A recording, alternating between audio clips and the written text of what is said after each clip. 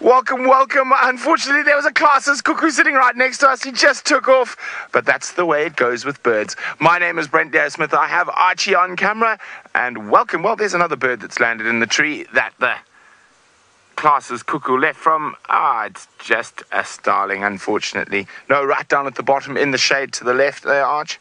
Up a bit. Up and across a bit.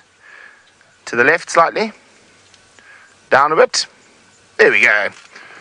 Now, what starling is almost... it's one of the glossy starlings. Very difficult to tell in the shade there. We can't see eye color. And we can't see the sheen. But anyway, let's keep moving. It is an absolutely gorgeous... Oh, no, let's not move. There's another wonderful bird. Actually, let me get a bit closer. Oh, let's see if Archie... Yeah, no, Archie's got him. Here we go. Some ground hornbills. Out perusing the plains for poor little rodents and grasshoppers, snakes and lizards. All become din-din for the ground hornbill. Now, hashtag Safari Live. If you have any questions for us, I would love to hear from you. Now, the hurdy-birdie, Taylor McCurdy, is supposed to be on drive with me. Unfortunately, she is having some comms problems, so she's returned to camp. So until she descends the hill, I'm afraid you're stuck with me and Archie. But I'm sure we'll have a great time. Now, actually, you know what? I wasn't quite sure what I was going to do this afternoon.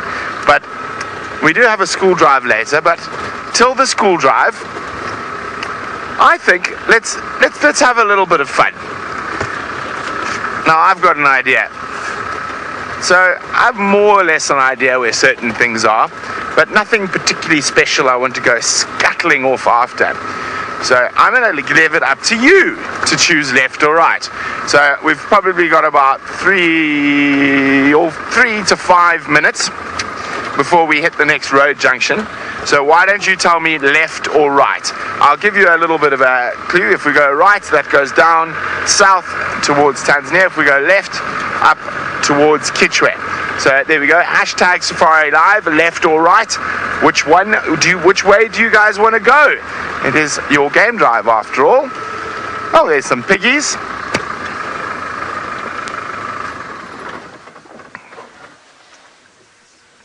And they seem to have done quite well.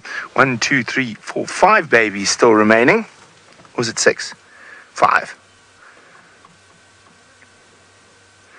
5 little ones still there.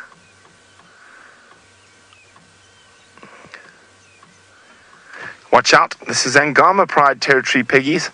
And we all know how much lions like warthog. Now, they're unsure of us at the moment. You can just see...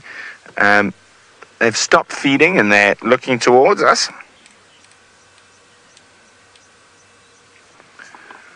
Okay, so we've got our first comment in from Mr. Garn saying go left. So, of course, this is a democracy, so I need all the votes, left or right, left or right. And maybe the next one, what we'll do, the next left or right, we will do the first person in. Oh, off they go. We'll get the choice of left or right or straight ahead. You never know.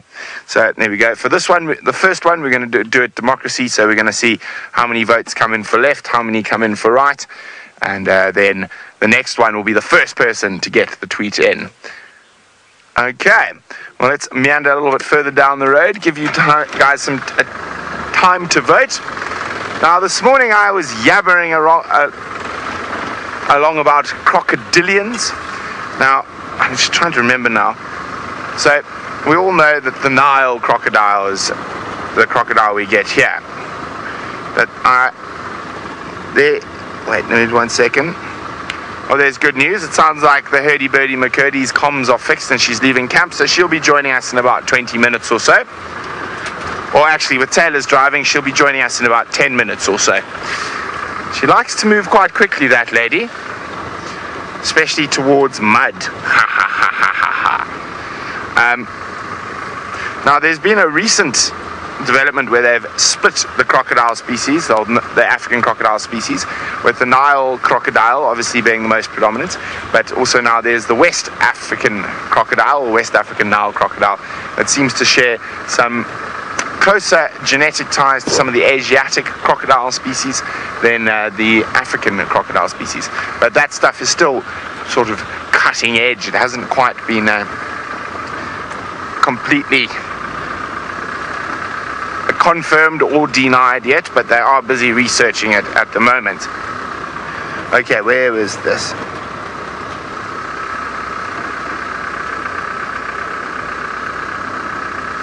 Okay, we've got 8 to the left and 12 to the right. So right it is, I'm afraid. So 12 people say to the right, and to the right we shall go. Now there was something I wanted to... there we go. That was, I wanted to just double check on it again. So we all know that the Latin name for a Nile crocodile is the Crocodilus niloticus, named after the Nile River. Of course, it was first described from Egypt, or ancient Egypt. But there was the crocodile species in other parts of Africa in the early 1800s by the Victorian explorers. He thought it was maybe a different species. And I really liked, the scientific name that he came up with for the crocodiles. It has since been removed. It is no longer used, but it is Crocodilus vulgaris, the vulgar beast, the vulgar crocodile. Crocodilus vulgaris. Okay, so we are going right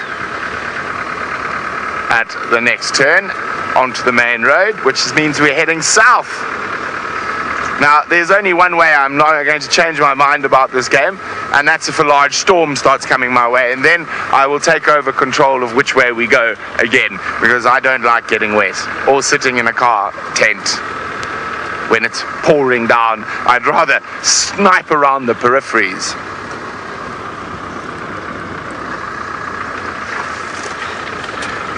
Marie's wondering what are the chances of a rainstorm today. Marie, pretty darn good would be my saying. As you can see, that's why I put that little clause in, because I was looking south and I can see some big building ahead of us. Okay. It's always amazing me how fast the grass grows. I just think the wildebeest completely annihilated this grass earlier this year, and now it's already 30-40 centimeters high, enough to hide lions. It's going to make it a little bit more tough for us to spot them, but don't worry, we will.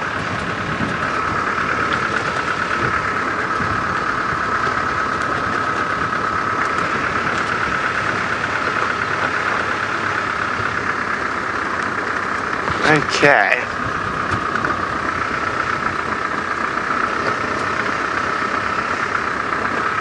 Oh, Brad is wondering what type of grass were we looking at. Well, Brad, the majority of the grass that we were looking at up here, I'm going to try and find a stalk to pick,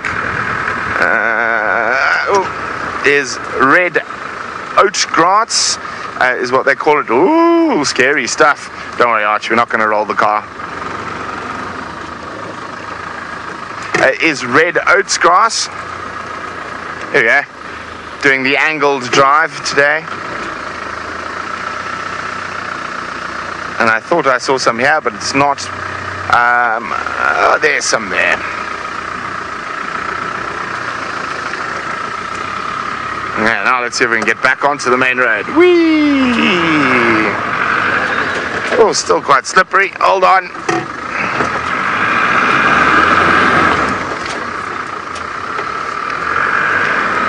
So this is not the grass I was looking for in particular, but it is of the same. There we go. So this is not, it's not very nice grass at the moment. This particular stalk managed to survive. There we go, there's some much nicer one. I'm going to chew on grass, it better be tasty, you know what I'm saying. Now it's called Themida triandra. In southern Africa, we call it Natal red top or Natal red grass or just red grass. And when the seeds are coming coming into when they're ripe, the whole top of the grass gets this beautiful sort of red coloration, and that's when the seeds are dispersing. Now, it is what we call a decreaser grass species. Now, that sounds like a funny name for a grass. So basically, most of your grasses are categorized into 3 different grasses. You've got increaser 1, increaser 2, and decreaser. Now, it seems a little bit strange that the best grass species are all decreasers. So basically what happens with a decreaser is they increase with the right amount of grazing, but will decrease with overgrazing. Now, your increaser 1s and increaser 2s are generally pioneer grass species. So let's say, for example, we flattened this area here and we overgrazed it. We kept 1 million wildebeest in this tiny little block, and we flattened all the grass, and they removed all the roots, and then they were left, and it was just basically a sand bowl. So the Thermida, which is the good grass, which the wildebeest like to eat, would struggle to grow there again. So before it could grow there again, your increaser 1 and increaser 2 grass species, your pioneer grass species, certain panicums, certain eragrostices, love grasses, would come in, and they would start colonizing that area, and they can deal with sort of low nutrient soils and lack of rain in some cases, and so they would be the pioneer species. Now, the biggest problem that grass faces generally after an area that has been completely wiped out and overgrazed, the biggest problem is the pioneer plant species, things, certain acacia species, sickle bush, even in some parts blue bush, and those bushes come in and they are able to colonize that area before the increase of grass species would, and then if you get a completely tree covered area, grass really battles to grow underneath. So that's what generally happens with overgrazing, and then you get these areas. There's certain parts of the Sabi sands, Madikwe is really bad for it, where it's been overgrazed and no one has come in and removed the pioneer plant species, and specifically sickle bush, which has created a complete thicket where that almost nothing lives in apart from birds. Elephants and buffalo will occasionally eat on it, but once it gets to a certain age, it's not very tasty. And so you actually need to come in then. The best way to try rectify that mistake is to come in with a bulldozer or a payloader with a specially designed fork on it, and you take the whole tree out. Now, you can make firewood out of that tree, but you should generally burn quite a lot of that bush, those trees, right where that's happened, to put some carbon back in the soil, and then you can start trying to manage your ecosystem and get the correct sort of grass biomass back. Now, of course, we don't need to do that here in the Mara, as it is being managed by human beings for about 5,000-6,000 years, maybe even a bit longer. Now, fire has played a very important part in the formation of the Mara.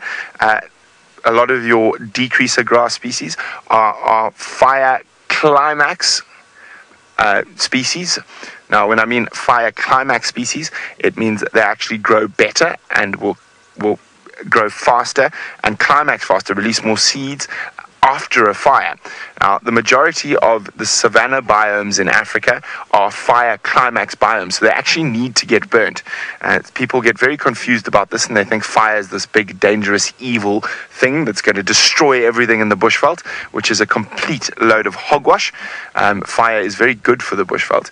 And most animals, even the tortoises and things like that, are able to get away. But man has been managing the bushveld and the veld around him for many thousands of years, or many hundreds of thousands of years, in fact, since we managed to get the use of fire. And it benefits everything, not only the wildebeest, but the elephants having this love green grass.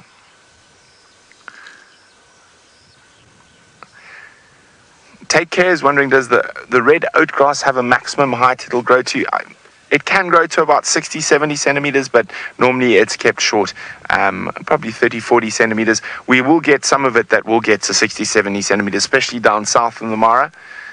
But there we go, you can see it is a very sought after grass species, and this elephant is purposely picking through the different grasses. We've got some sedges and some mistreaters there, and going straight for the thamida, or the red oats grass.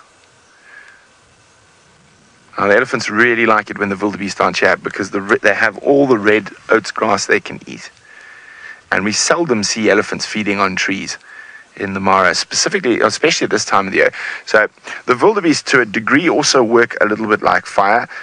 They come and graze it short, and causing it to then sprout up again at a rate of knots. So it's very rich in nutrients at the moment, and the elephants are taking advantage of it. Hey, Ellies.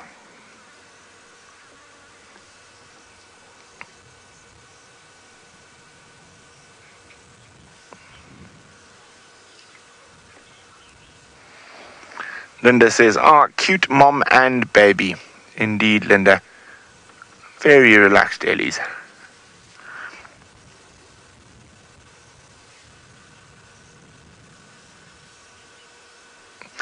Okay, well, I'm going to keep moving, and while I do that, let's go across so you can say hello to the very energetic, the very loud, but very special Taylor the hurdy-burdy McCurdy. Good afternoon, everybody, and welcome. Of course, excuse my lateness. The gremlins got me as I got back to work. Typical. My name is Taylor, and on camera with me today is Jar. And remember, this is live and interactive, so you can chat to us. You can hashtag Safari Live, of course, on Twitter, or you can talk to us via the YouTube chat. Now, thank you very much, Brent, for holding such a long segment while we try and figure out the comms, but we think we have used enough gaffer tape now to keep everything in check. Well, hopefully. I've also lost a roll. I don't know if I threw it out the car. Maybe it's somewhere down there. So I'm back from my holiday. It was fantastic. It was so nice. Brent will be impressed that I went from being see-through in color to now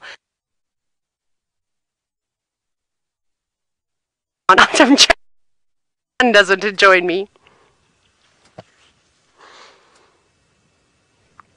Sorry about that, everybody. I froze for a minute. How rude. Gremlins are terrible. We're going to have to get some gremlin spray. You know what I should have done, though? Is I brought a coconut. I got coconut cups made. Well, I got them as gifts. Didn't you think they're so cool? Because, of course, I always bring things on safari with me. And so I have this coconut cup, but I think I should have brought some actual coconuts back that we could have tried to launch at the gremlins. Perhaps that would work. And for those of you that don't know what a gremlin is, because maybe this is the first time that you're watching Safari Live, so welcome to you. Gremlins can be many different things. Maybe someone can actually share that amazing gremlin sort of species analysis. I can't remember who made it, but it was very, very funny. You can share that on Twitter. You can have a little look around. But it's for any communication problems we have, any mechanical problems, if the camera falls off of its rig, which happens sometimes too. All those different types of things. So that's normally it. This is my coconut cup, which I shall be drinking out of for the rest of my life. I bought lots of them back.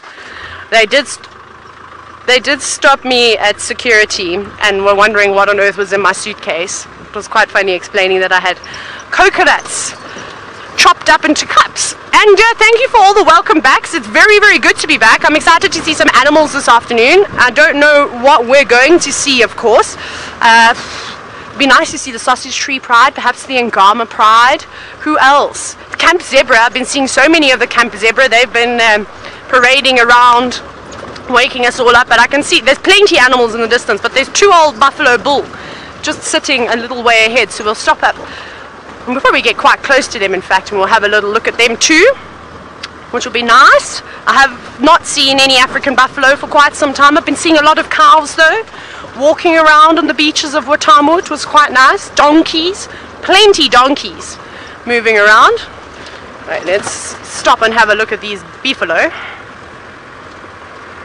I can smell them already. Very stinky today, but with good reason. Very kind of them to also stop and have a look at us. Now, the reason why I say that they smell so much is because it's been quite hot today. And one of the favorite things of many of the animals out here, but particularly the buffalo, is to roll around in mud. And after all the rain we've had, especially the downpour from yesterday, which lasted quite some time, would have filled up or the depressions and in the luggers, so the drainage lines, and they would have been rolling around in that. Maybe a little bit earlier. It doesn't actually look like they've had a good wallow though, but definitely the mud that they were sitting in was quite stinky. Actually, that fellow on the right is maybe not as old. They're not particularly old bulls actually. They're in their prime of their life. Now, Mia, you're wondering if buffalo are related to cows. Well, I suppose they look like it, don't they? So yeah, they're cousins of the cows, if you will. A lot angrier, a lot larger. And of course, these ones have to worry about lions all the time, whereas most cows living in society or out on the farm, or if you're in Kenya, just walking around on the streets, you know, even in the streets of Nairobi, you can see all the most amazing different types of things out here. So yes. But these ones you don't want to go up to, and I wouldn't try and milk a buffalo either. I think that would be a bit dangerous. Look how green everything is. That's something that I cannot believe. Because when I left, everything was looking a little bit on the yellow side. It looks like a bit like a golf course now, the fairway. There's a couple of patches that are green enough to be the greens, and the grass is so short too. Although it's grown quite a bit around camp, which is exciting. The rodents are enjoying that, which means that there are going to be more and more snakes coming around. I know while I've been away, there has been a resident boomslang and a black mamba, which is quite cool. So maybe we'll get to see some more snakes. We'll have to start keeping an eye out for them in the evenings. But we'll let these buffalo bulls enjoy the rest of their day. Let's carry on. Oh my goodness, look, migration's back. There's 2 wildebeest here. That's exciting. We'll have a look at the wildebeest as well. I almost forgot what a wildebeest looked like. I haven't seen one for such a long... I'm so dramatic, aren't I? It hasn't even been that long. Okay. There's the 2, but I'm confused. Jamie and I were convinced that there were 7 wildebeest that were living up here on the escarpment, who were a bit confused and thought they were the buffalo. But now you can see that there's only 2, and I do know that the Angama pride of lions loves to move around up here, and well, there's no secret that wildebeest is on the menu. There's the 2 of them with their zebra friends, just chomping away on some grass. Oh no, that one was actually just using its tongue to clean its nose. I've also got a surprise for you, which I'll show you at some point. Now, Shelley, I have to get out my book because I've got pudding brain. You're wondering how big the mara is. I'm going to give you the exact measurements now. I wrote them down a while ago, and then now I've completely forgotten because I'm still on holiday in my head. How nice is that? Back at work, but still on holiday. Where? It's 500 and something kilometers squared. 560 kilometers squared. Is that right, Jar? I have written it down. I'm just trying to find it now. Exactly, because I don't want to talk big stories here. 520 kilometers squared. That's exactly how big the Mara Triangle is. And then the Masai Mara is much larger than that. That's 1,500 kilometers squared. That's huge, massive difference. So I would say that the triangle is probably about the same size as the Sabi sand, maybe a little bit smaller, you know, sort of roughly about that. Except in the Sabi sand, we can't drive everywhere though. Right? We just into low range to reverse. We're quite lucky here in the triangle. We've got no restrictions whatsoever. We can just go as we please. Obviously, there are some restrictions, like we won't want to drive on any of the roads that are too slippery and wet. We'll keep off of them. But other than that, weather pending, we can pretty much go anywhere, which is nice. I'm not actually sure where Brent is headed to this afternoon. I didn't even get an update from him. Knowing him though, he'll be off searching for some rare bird or something along those lines. So we'll see if we can spot him. Oh, apparently Brent has actually asked where he should go. So it'll be interesting to see where you've all decided that he should head off to. Shall I do the same thing? Where would you like me to go today? You know what I would like to do? Something we didn't finish off before I went on holidays. I told you about the bat-eared fox sting. Do you remember that? And we tried, I think 3 times, hey Jar, about 3 times, and we didn't get lucky. We weren't able to put the youngsters, which the hyena researchers had confirmed that there were youngsters there. So I think we should head in that direction, and if we head that way, that means we're going towards Serena, so we could see Scar, we could see potentially a zebra crossing, because the zebras seem to be coming back now. We could see a number of different animals on the way along the Mara towards Serena. So If you think that's a good plan, you can say yay or nay. You can hashtag Safari Live and let us know. If you want me to go somewhere else, I can do that too. Now, I'm actually sad I don't have too many pictures or my mammals book with me today, because I saw a really cool mammal, a new one, that I was quite chuffed with. I went to the Gedi ruins in Watamu, which was really beautiful, and I saw a creature. Actually, I heard it first rustling through the leaves, and it obviously caught my attention. At first I thought it was a snake or a lizard or something like that, and I turned and I saw this bright orange thing, and it was a golden rumped elephant shrew. How awesome is that? It was quite big, actually, bigger than a normal elephant shrew that I've seen. It was probably about that large or so. It was just bouncing about in the leaves, but I will try and, maybe I'll try and Google a picture at some point. I don't think I didn't bring my mammals book today. Naughty. See, I'm still on holiday in my head. So we'll try and have a look at that, but that was a new mammal species for me. I didn't see the Sokoki Scops owl, which is actually one of the things I was looking for, but it evaded me. I did find a Verreaux's eagle owl sleeping up in a baobab, which was quite cool. But yeah, that was quite nice. Anyways, we're going to keep bumbling along. I think I'll let you guys decide. I can always change my route, but I'm going to head towards the bat-eared fox den. And while we do that, I think Brent's also bumbling about, waiting for an answer as to where he needs to go.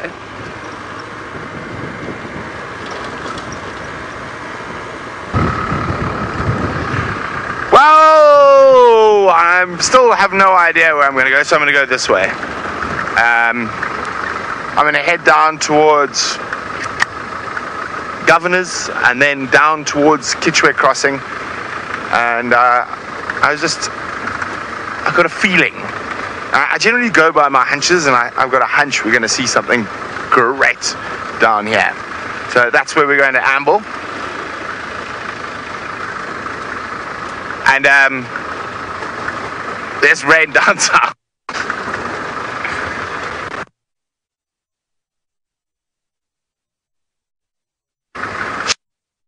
Lion prides and the Mara clash. Sorry about that. It seems like we have some gremlins already this afternoon. But Shane is wondering, do the lion prides and the Mara clash regularly because of high lion density? I would say not that much, because there's also high prey density, so the pride territories tend to be a bit smaller. The territories do seem to be a bit bigger the further you get from the river. So down south along the border and places like that, they probably have larger territories. There is less prey abundance year-round there, but on average I would say all the males do clash, probably more frequently than the females, and I wouldn't say they clash. I'd say probably, if anything, they clash a little bit less than other prides in different areas.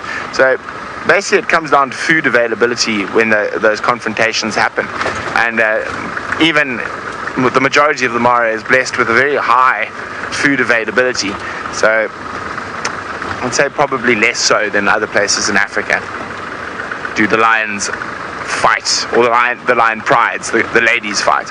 Males are always fighting. That's what they're designed to do, protecting territory, trying to procreate as much as possible.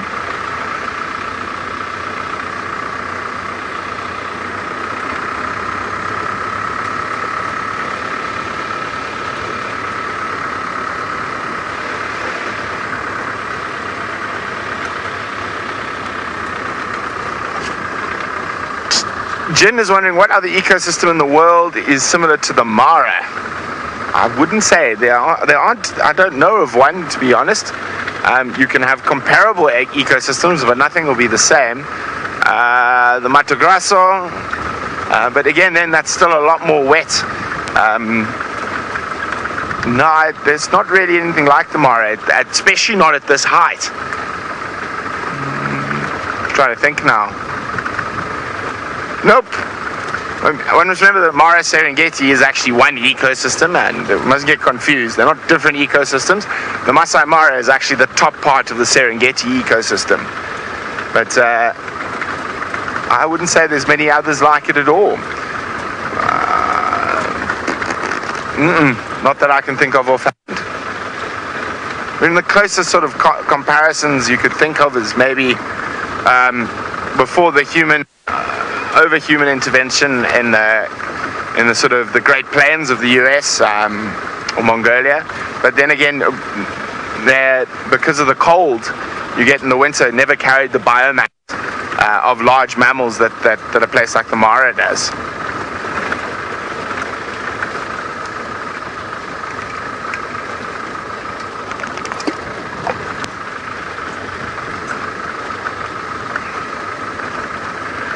So I think I'm going to go look for some rhino this afternoon in this area. We have that wonderful view of two heading into this forest early this morning.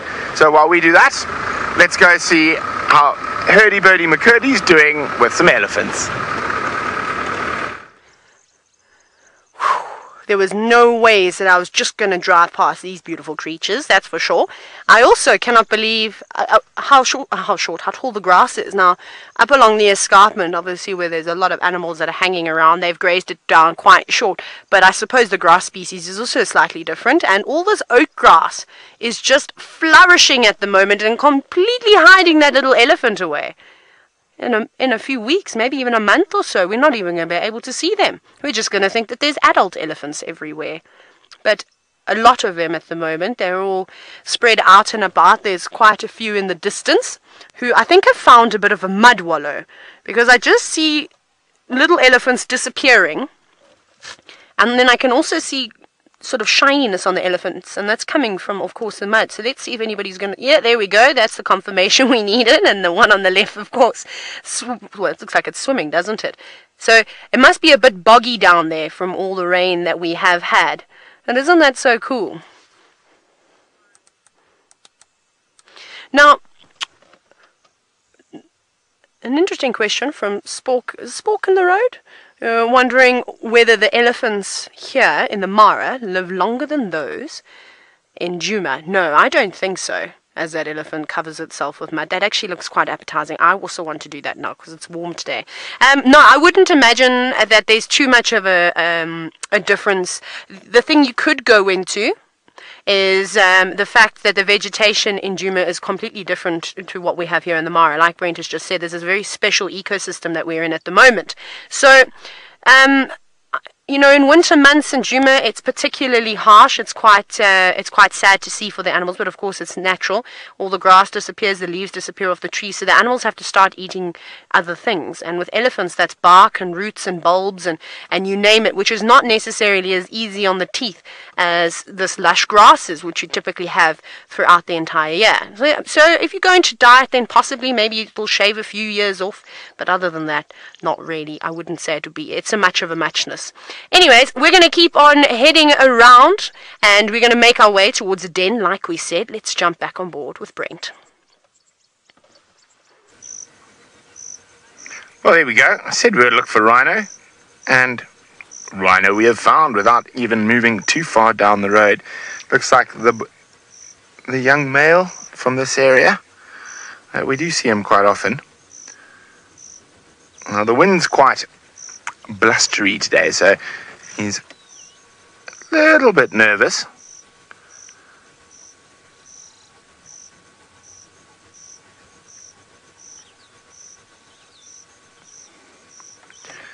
If we sit quietly and I keep talking, and I know you can hear my voice, and that's what I'm doing, just trying to make sure he knows that we're not up to any nonsense.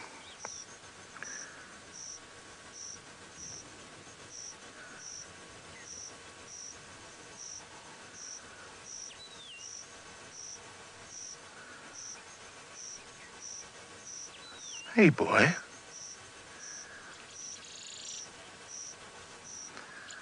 We've been having a lovely day out in the mud. Now, probably heading towards the forest for a bit of a browse.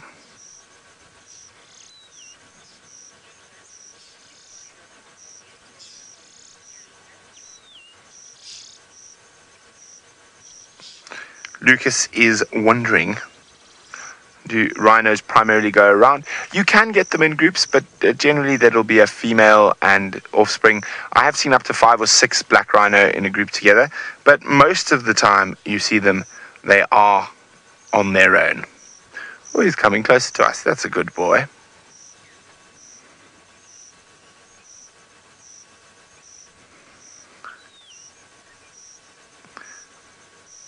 So the history of black rhinos started or rhinos in general, both rhino species, in the Eocene about 50 million years ago, alongside most other ungulates. Oh, I can't speak today.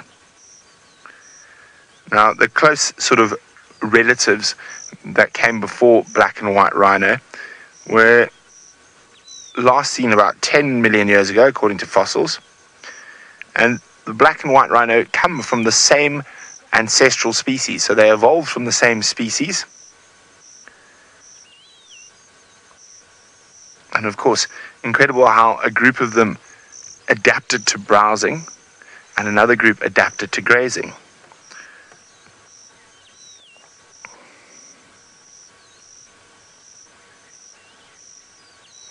So it took quite a while, about 4 or 5 million years, before there was a complete diversion between black and white rhinos.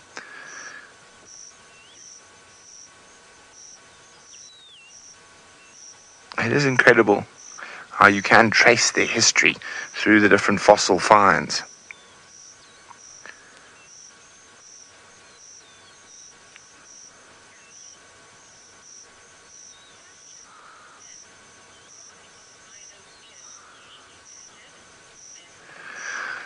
Now, Ben is wondering, why is a rhino's ears usually tattered? Well, in a lot of cases these days, you'll notice that all the rhino's ears are tattered, and those are actually ear notches. Those are identifying notches that are cut into the ears by vets. So field rangers are able to identify the individual rhino and make sure and keep an eye on it. Oh, there's yellow-billed oxpeckers on him as well.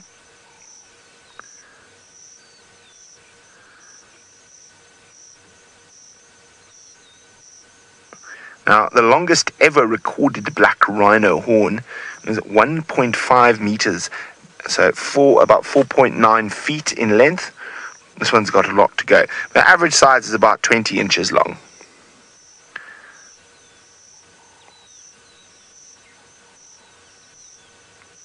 Now, black rhinos sometimes develop a small third horn as well that is completely useless. It sort of just sits at the back.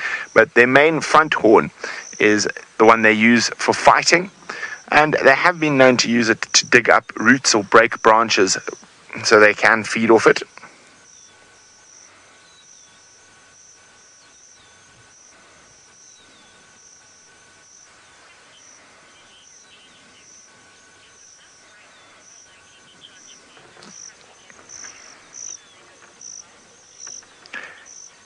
Hi, Lily, who's 6 years old. Nice to have you with us, Lily. Lily would like to know, is the black rhino more likely to charge vehicles than the white rhino because they can't see very well and they get scared? Well, yes, Lily, most of the time black rhino do charge vehicles more often than white rhino, but normally you can shout at them and tell them they're naughty rhino and they'll stop. However, if a white rhino actually decides to charge, there's very, very little shouting or anything you can do to turn a white rhino. But the black rhino, you can normally turn their charge, but yes, they're a little bit more grumpy and they tend to chase things more often than the white rhino.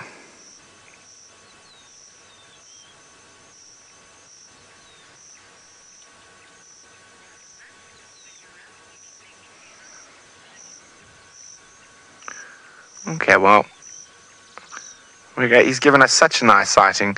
We'll leave him in peace and continue on our adventures. While we do that, let's go see what Taylor's up to. How cool about the rhino. Sorry, Brent, that I didn't link to you quick enough. It would have been very nice to see it trotting about. So we moved on from our elephants because I do want to, my goal for this cycle is to, which is like the next 3 months, which is to be less distracted because I'm terrible. And I already forgot why I brought Maurice out. So Maurice is my friend, he's my traveling companion. He was given to me on my birthday, my 25th birthday this year. And he also went to the beach with me. He went to a tamu, but I have a really, really terrible confession to make, and I think that you're all going to be quite upset about it because I was mortified when I got back. I forgot Maurice in my camera box, which also then lived in my cupboard at the hotel. So poor Maurice did not see the beach. Poor Maurice just lived in darkness for 10 days. I feel terrible. I'm really sorry that you didn't get to see the beach, Maurice. So Maurice can go there. We'll try and make it up with him. We'll try to find some battered fox kids. So Brent says, what did Brent say? See, I really got distracted. I wasn't listening to what Faith was telling me there. Oh, my goals from Brent. Okay, Brent says that my goal should be to not get stuck again. So funny, Brent. I cannot wait. I cannot tell you how every single person on the team cannot wait for Brent to get stuck. Like, I've never seen so many people come together and cheer on someone to get stuck. It's so great. One day he will, and we're gonna have to do a safari live story or something along those lines on Brent getting stuck. It will be just the best thing ever. I had loved it though. It was such a great experience. I'll never forget that day. It was really awesome. Now, I don't know if we're going to have much rain right now. There's a couple of clouds building up. All of a sudden it's got a bit dark and gloomy. But I haven't seen any big sort of rain clouds. Few with a bit of grey bottoms. Maybe they'll fill up a bit later. Hopefully we'll be able to just duck quick enough underneath these clouds and just keep going. I would like to have a look at the river. I asked Brent a question, I think it was yesterday morning, with regards to baby crocodiles and if he'd been seeing any. And I know he said that he just missed hatching, which is a bit sad because, I mean, to get something like that out in the wild would be completely amazing to see. So I wouldn't mind having a look for little crocodiles. I'm having FOMO with all the baby crocodiles in Chitwa Dam. So we need to try and find some of those. But I don't know where we can look. Maybe if we head down south and you get some of those bigger luggers, those drainage lines, and they're quite grassy, I still think that's where they'd be hanging around, moving away from sort of the mainstream of the river. A lot of competition, a lot of big birds around there that would like to eat them. So maybe just moving into other areas. We have to look very carefully, but it is going to be a problem now that the grass has grown so much and it is so lush. It's going to be difficult for us to see things. How are we going to find a leopard slinking through the grass? Unless it has its tail up in the air or stands up on its back feet and waves at us, we're probably going to miss it. Even just lions moving through the grass now is going to be exceptionally difficult. Topi. I wonder how big all the little ones have got. Oh, and funny enough, there's a youngster here too, so we can see how big they've grown. We don't have a car behind us. No, I'm hearing myself. So I've gone stealth mode now. I've switched off the car and we're rolling. Rolling. Okay. Now what I'm hoping is going to happen is that these topi are very kindly just going to walk out in front and onto the road where we can actually see them, because... Oh, there we go. That's quite easy. But they've doubled, if not tripled in size. My goodness, when I last saw them, we had a great sighting of a few of them bounding about near... Where were we? Near Chitwa airstrip, actually right on Chitwa airstrip, and they were really small. Now, Megan, great question from you this afternoon. Thank you for it. You're wondering if topi migrate. Not in the sense like the wildebeest. So there seem to be a lot more residents around here. And Mimi asked, Jar's obviously been in this area for a lot longer. Jar, have you ever seen massive migrations of the topi? Jar is now shaking his head. So all animals migrate, but they don't necessarily migrate the same distances. There's obviously out here the zebra, the wildebeest, and of course the Thompson's gazelle, and even the eland are great migrators. They travel huge distances. And then if you go to the Sabi sand, the animals there are migrating too, but it's just sort of mini distances, moving between waterhole, moving to find greener pastures, that type of thing. So they're constantly moving around. Just some do it, like I said, at more extreme levels. But there's just one youngster here, so I don't know what has happened to the rest of them. Are they boys? No, some of them look like girls too. Unfortunately, the success rate of a lot of these young animals, well, they don't really make it. Lots of things like jackal, not a serval, but a caracal would take one down. And of course the bigger predators too. Now, Sinak, you're wondering, when did the topi start giving birth? Well, we started seeing them, when was it now, Jar? What are we in now? Is it December today? Is it December today? It's December today. I have to just get my bearings now. So we sort of started seeing them dropping at the end of October. Was when 1 or 2 started, and you'll normally get it with most antelope species or animals that sort of sync their estrus cycle. You'll have a few over a 2-week period, and then you'll have the bulk of them, and then again a little bit later on in the season you'll have some that are slightly late as well. So it was from about October, so end of October, beginning of November.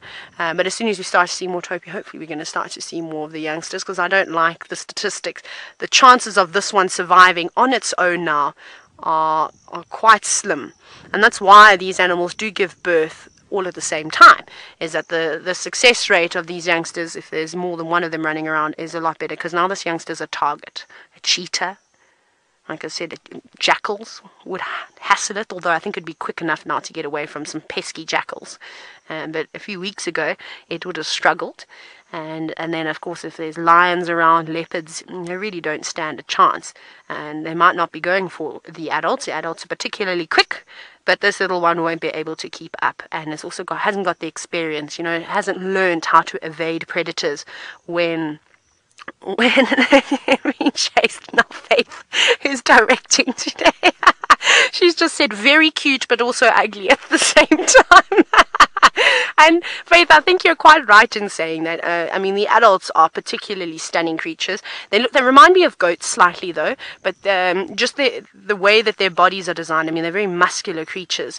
And then you see these youngsters that are quite awkward. I feel the same way about Blesbok and Sabi, and also Eland to an extent.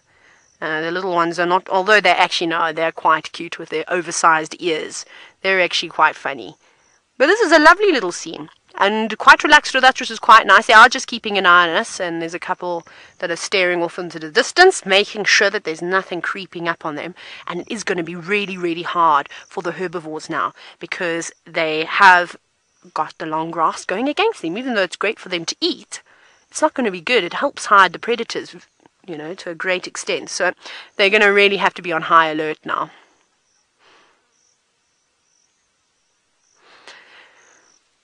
Now, Sam, hopefully I'll be able to find you a Coke's hartebeest, because you're wondering what is the difference between a Topi and a Coke's hartebeest. You say you can never tell the difference. It was one of the funniest things arriving into the Mara. I had the same thing with a Grant's gazelle, Thompson's gazelle, Coke's hartebeest, and Topi. I was like, how on earth am I going to tell the difference? But now, the most obvious thing is the fact that the color of the Coke's hartebeest is more like that youngster, whereas the Topi, as you can see, are a lot darker in color. It's Coke's hartebeest also got a very white bottom. To me, the animal that looks the most like lions has to be the Coke's hartebeest. When they're standing in the grass, they do resemble the big cats, and they weigh about the same. And so the color difference is sort of the main thing. And then their horns point in a different direction. I think they go back and they point forward, don't they? I can't remember what a Coke's hartebeest. We'll find some. Let's find some. Let's make that a quest, as well as finding the bat-eared fox den. Hopefully we'll be able to find some Coke's hartebeest. Sometimes you see them scattered around on the river road too, so we might have a chance. I'm also looking for giraffe today. I'd like to see the giraffe. That'd be nice. I miss seeing those beautiful creatures. Jar, on that dead tree, there's something hopping around. Can you see it? It's a bird. I think it's a crowned hornbill. It's a bit far. I'm silly. I have my binoculars. I should look with my binoculars. Who have we got there? It is. Hello, crowned hornbill. That's a nice one to see. Very easy to sort of see how it's quite white belly, underside, and very red beak. What are you looking for in there? Are you looking for a little insect, or perhaps have you got a nest inside there? We know that hornbills make sort of natural nests in tree cavities typically. But we haven't seen any signs just yet. No, just popped its beak around to see if there was anything delicious there. No snacks, so off it goes. Nice bird to come back to. What other birds did I see? I think I wrote a list of cool things that I saw, but now I'm just trying to remember which notebook I wrote it in. Sorry, Topi, coming through. I don't mean to chase you off the road. I'll just try and go. Oh, actually, they don't seem to mind at all. Thank you very much for not panicking and not racing away. That's a good spot to stand up there. Be able to see the predators. They do look like goats, don't you think? I should have gone bah. Oh no, that's sheep. What noise do goats make? They make the same sound, don't they? Josh just going, I should have gone and drive with someone else today. Yeah, and also apologies for the new viewers. I'm a bit loony, but you'll get used to me. You'll be fine. You'll survive. I do have something else for you, but I'm not going to show it to you yet. It's a secret. Faith, please can you go again with that? I'm so sorry. I just got a bit of a breakup as you were asking that question. Like ramblins.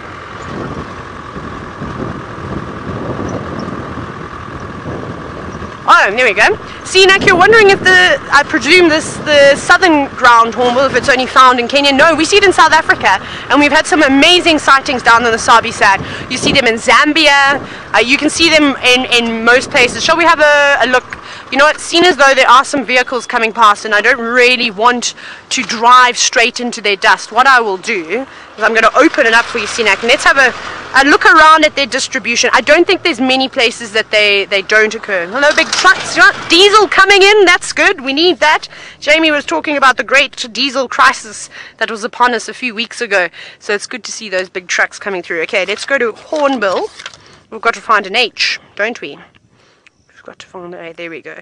So we're not looking for the Abyssinian, but I would assume it would be on the same page. So 286, that's the other species of hornbill we get. 286. Sorry everybody, it's a big book, a lot of things to go through. Right, there we go. Oh, an ostrich. Something I have not... Have I put an ostrich on screen yet? I'm not even sure. But it was my nemesis in the Sabi sand.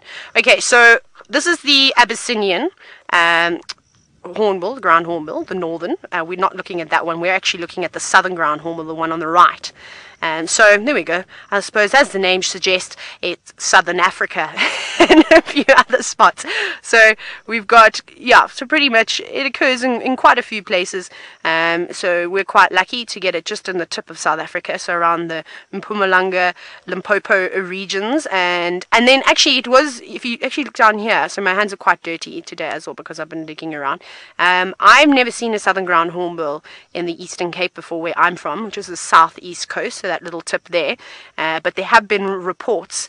Unfortunately, I think they used to occur down there, and then the populations were wiped out, just like the oxpeckers with what toxin was it? DDT?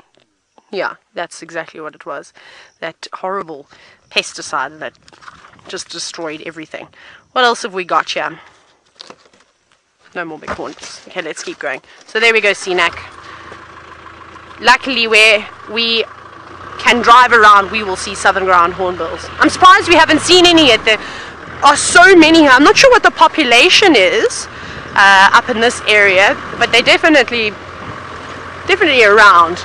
Okay, well, we're slowly getting closer towards the bat-eared fox den. How exciting. So we're going to keep heading in that direction. Now, Brent has been doing all sorts of wonderful things. Let's go back across and find out what he's been doing for the last 10 minutes. I don't know what I've been doing, Taylor. I've been peeling an orange, but I didn't quite finish peeling it. But I will have it just now when I finish peeling my orange. That's what I've been doing while I've been bumbling about. I'm looking for the marsh breakaway Olololo pride. No sign of them just yet. But it's very pretty. I'm staying away from the rain. That's what I'm doing at the moment. Now, I think we're going to go down towards the Chitwa airstrip. There might be that side. There's always a good chance at nice hyenas in that area. Seen some nice big tuskers in that area as well, elephants. And it is one of the few places I've seen the African blue flycatcher off the escarpment. So maybe we'll try and find one of them as well.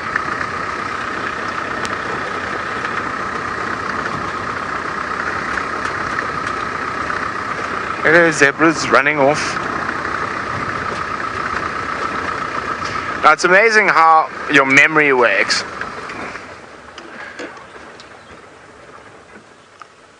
Hello, zebra. Off you go. Now, it's amazing how your memory works. That, I mean, I must have been 7 or 8 years old, maybe a little bit older, the first time I came here. But I vividly remember this section of the Mara. And I mean, it's ingrained in my brain. And there were a couple of really big male lions just through this corner here, in the croton thickets, and they'd killed a hippo. And they still weren't letting any of the females feed. And I mean, that was in 1994, 95, maybe, that I remember that. So, amazing.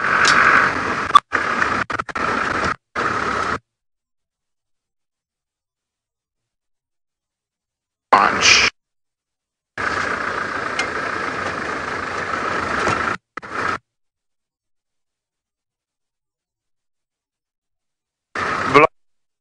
Second or two. Oh no, they've got Brent. Topi, he's kicking and then what? Punching. The other way around. Brenty, hopefully you'll be alright and they don't get you for too long.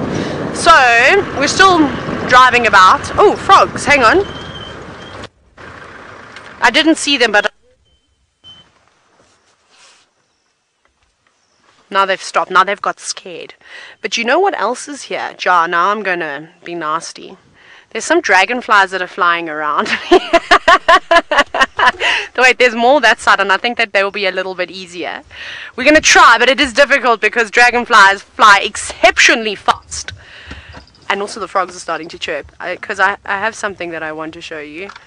They're there. There's a pair that are buzzing about. There we go. You got them in frame. You can see them. You've got to look very carefully. There's a lot of them.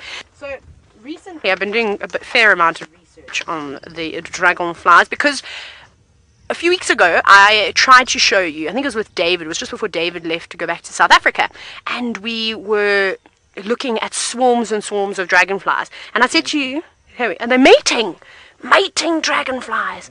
So that's actually quite interesting. I'll tell you about that now. I think they're trying to. It's actually quite a difficult process, mating and dragonflies. What the male has to do is he actually has little clasps on the end of his tail, which I suppose I can just show you because I have a dragonfly. There's my surprise. Let's do that now then. Get out the coconut. Oh, sorry, I'm stretching. I'll just take it out for now. It's not behaving. Is that better? Sorry, everybody. I'm moving around too much. I've now completely destroyed my dragonfly. It was dried and I found it. It was dead already. I didn't murder it, I promise. I don't know how it died. But now, because of my carelessness, I've broken all its legs off. But anyway, the interesting part is actually here. I'm going to have to break it as well because it's about to break. Okay, so what I'm going to do, let me do that, is if you look over here, I don't know if these are the clasps, let me do that, but the male has got these little clasps and he'll actually use these to hold right at the back of the female's head. And what they've found is when they've examined female dragonflies, they actually find puncture wounds at the back of their eyes. Now, Sinak, you've asked a question that I cannot answer. Honestly, you're wondering if there's any interesting species of dragonflies found in Africa. I think it was plenty, so many different ones. The ones in Kenya, however, I'm not particularly familiar with, unfortunately. So I don't have a dragonfly book here, and trying to search for dragonflies on the internet is particularly difficult when you don't have a book at hand. I do have one in South Africa though. Anyways, but I just want to quickly show you a couple of things. So that's what they're used to hold onto the female. I don't have a picture. If I had a picture, it'd be quite cool. But maybe a few of you can help me, and you can pull up a picture of mating dragonflies, and you can see the way that the male will then lock sort of his tail onto the back of her neck, so they fly and mate at the same time. It's pretty spectacular. Dragonflies can also only eat when they fly, so their wings are very important, unlike this one that is now about to lose one of its wings. So without its wings, like I said, it'll die. It'll die completely, which is very, very sad. And they're extremely good hunters, exceptionally good. They can fly at amazing speeds and they'll go around and catch lots of different insects. And they're really good, actually, for controlling mosquito populations. Can you believe that? They say that an adult dragonfly can consume about 30 mosquitoes in one day. So they're my friends. I wish I had the dragonflies living in my room. And for those of you who've ever wondered what is the difference between a dragonfly and a damselfly, well, you can actually see quite easily when a dragonfly is at rest. You can see, well, it's resting permanently, this one. Its wings are perpendicular to its body, whereas a damselfly, its wings will sort of rest along its thorax, which is another one. And also look how massive their eyes are. See how the eyes completely cover its head? With a damselfly, I'm just going to turn it like that, you'll find that there's actually a gap in between the eyes, a little bit of a spot there. Dragonflies are typically much larger, more robust, whereas the damselfly is slightly sort of more slender. But they're really amazing creatures, the dragonflies, and they are doing research at the moment. Oh, there goes the wing, bye-bye. Do I blow it like an eyelash, and is it luck? I don't know. I'm ridiculous. What was I just saying now, Jav? Just completely forgotten. Oh, the swarming. So I was trying to do research about why they swarm, and I'm going to put this down. You can go back in the coconut. They don't really know, but now, hang on, there's a name of a place that I just want to remember. What is it called? The Dragonfly Swarm Project. That's what I was going to try and tell you about. So there's this project called the Dragonfly Swarm Project, and they're actually specifically doing research at the moment about why dragonflies swarm. Whether it's migration, whether it's hunting. Does it help with hunting? We chatted a little bit about the fact that sometimes hunting in a big group is the best way, the easiest way to catch something. So no one really knows, and that's what's so cool about being on safari and just observing animals, is that only by watching them for hours and hours and hours and months and years will you eventually be able to figure out what's going on. So good luck to those people working on that project. Giraffe!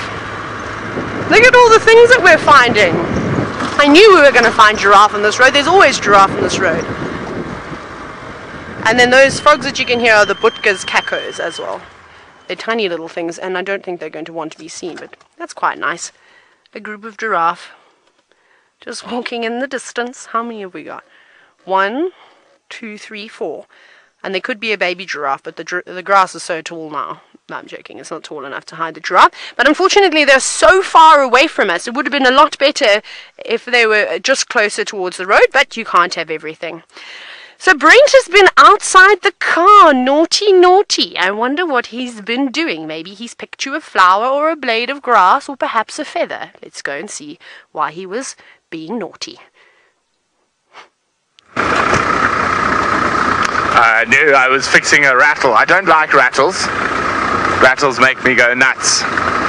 So, not looking at the flower, unfortunately. But maybe I'll find a flower out here. I have already found a flower. There's a flower.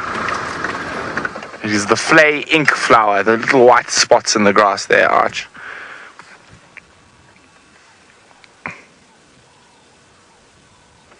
Now, they are very interesting, the flay ink flowers. They are hemiparasites. Who knows what a hemiparasite is? Hashtag Safari Live if you do. I think a hemiparasite's a fascinating thing. Now, giraffe. No, not looking at anything. Oh, it looks like there's a giraffe eating a bone, and that's always quite comical. Let's go have a look. I thought for a while they might have spotted the lions and were staring down into the trees, but they were looking at some impala.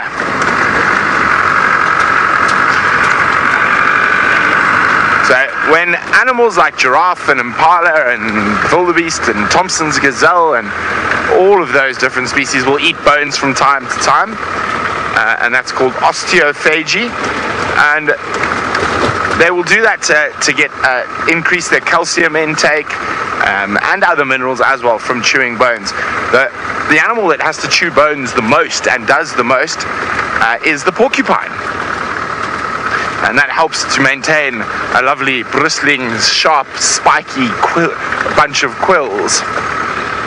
Now, of course, giraffe need calcium. They've got very big bones. Other animals, like elephants, tend to get it from the soil. In certain areas, they'll actually eat soil to get the different nutrients that they need. But it seems like giraffe quite like eating bones. Here we go. Hello, tipple skirtles. So, oh, maybe she's just chewing a bolus. Funny. There's that one on the right. No, I thought it looked like a bone through my binos, but it's not. And she's just brought up a really big bolus of undigested leaves from her stomach and is chewing it again. Now, it's quite funny. Giraffe are actually very cool to watch this in, because as that bolus gets small, you can actually see it go down their neck. And then, boom, and almost see them bring up another one. We're nearly there to the swallowing stage, I think. And when they bring up a new big one, you can just see this bulge in their cheeks.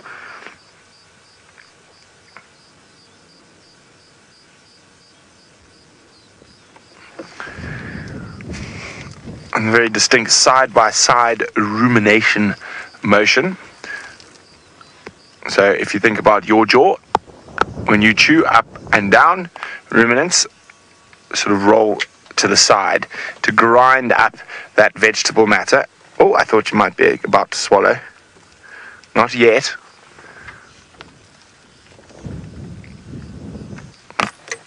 There you can see the ball of food in her cheek.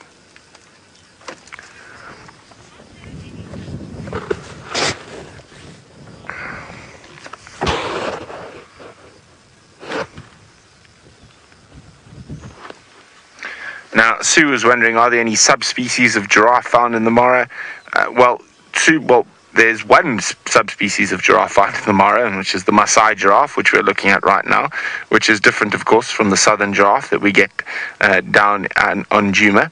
Oh, there we go. Went down, come out a bit arched. Let's see if she brings up another one. Okay, stop there. Let's see. Is she going to bring up another ball? There we go. Up it went. There we go. That's what we're waiting for. So one went down, one went up. Now she's got a nice fresh load of more semi-digested plants or leaves and whatnot to chew on. This is how ruminants are able to extract a huge amount of nutrients out of leaves and grass and that they eat by really, really chewing it completely and making sure there's almost no good tasty bits left. Oh, if we come out, there's a little bit of a rainbow behind the giraffe. A little bit to the left. Can we see it there? We can just make it out there. It's not the brightest rainbow.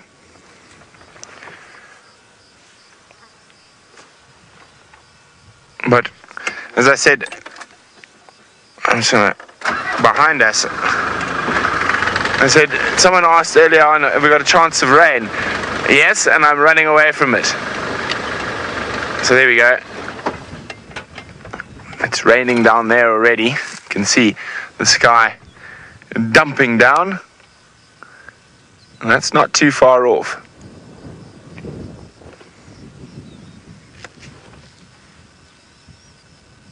Very pretty though. Okay, let's move on. No lions here at the moment.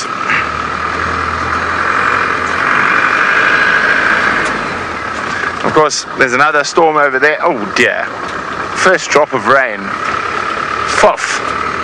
Fuff rain. Wait till I'm finished my game drive.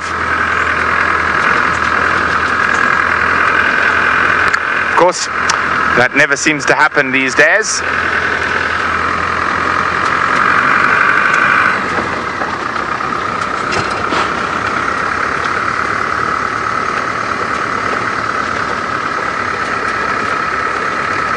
Yeah, I'm going to keep checking here along the edge of the Mara River towards the Chitwa crossing. Let's go see where Taylor is looking about.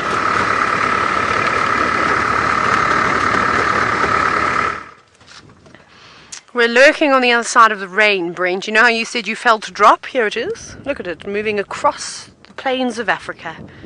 Just call me David. No, I'm sorry. I'm so excited to be back at work. It is so wonderful. I'm just not going to get wet on my first drive back. I absolutely refuse. So we're going to wait for it. Oh, we can hear the thunder. Was it an aeroplane? Thunder. It's just back there. So I don't want to go forward just yet. Literally, we're waiting for the rain to pass. But you have quite a few other animals. There's a little zebra. That's quite cute. Just standing hoping that it doesn't get wet. It also smells quite delicious out here at the moment. The petrichor is particularly strong at the moment. I had one day where it rained when I was at the beach. It was so nice. It was just a little cloud and it poured with rain, and I sat under my thatched roof, and then I waited for 20 minutes, and then the rain went away, and then I carried on swimming and tanning. It was so nice. And then there's also some impala and a buffalo that is hiding behind some shrubs. At the moment he's quite difficult to see. I think he might come out though. Yes, there he is. Good buffalo. He doesn't look very old either. He looked quite tall, like he hasn't quite grown into himself just yet. Perhaps it's a young fella on his journey to manhood. Absolutely dwarfing the impala though. I love seeing so many different types of animals together, so you can really get an idea of how tall they are. There's a big ram. He's lovely. And off he goes. I don't think this buffalo is too keen on getting wet. Maybe he's heading towards the Mara River, towards the forest. Is that hippos? Is that what hippos sound like? Sounds like there's quite a bit of action. We are near hippo pools, and there normally is a group of hippos that hang around there. I think we're gonna get. I'm reversing. I'm getting out of here. That's what I'm doing. Okay, I'm just gonna turn around quickly. I'm sorry, everybody. I know I want to go towards the zebras, but I kind of don't. And this cloud is now creeping over the top, so we're gonna do some evasive maneuvering. This is how you don't get wet, everybody. Turn the car around and you drive away. Quickly. Very quickly. So, I'm just hoping that is going to stop. Otherwise, I don't know if we're going to be able to get towards the bat-eared fox den, and perhaps it will have to be a mission for tomorrow morning. The never-ending story. I always have luck like this. We see something once and then we can't see it again. It's quite funny. Well, you just kind of have to laugh like, okay. I'm going to drive quickly. Hold on. Warthog. That's a big pig. Off it goes. It's just run across the road. It's running in the grass. I'm just keeping the car on the go. Oh, that was a beautiful citrus swallowtail butterfly that I almost ate. The clouds, we're going to get wet. Now, Gary, you're wondering how long would it take to drive from one end of the Mara to the other?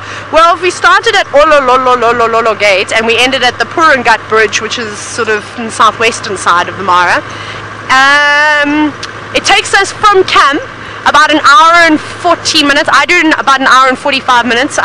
It's quite a long drive. You can push it and do an hour and 20, but then it's not ideal. You know, it's quite nice to enjoy the scenery. So then I would add on, I would say 2 hours from the Olololo Gate all the way towards Purangut Bridge, somewhere around there, depending on how quickly you want to drive it. Most of the time when we are going down to the gate, we do try and get there as quick as possible, because there's quite a few spots where we don't have signals, so we don't want to be lingering around there in the darkness. Well, you'd be in the darkness. So we try and do it as quick as we can. That'll be something quite nice to do as well, is to go back down to the south. I need to check the rain.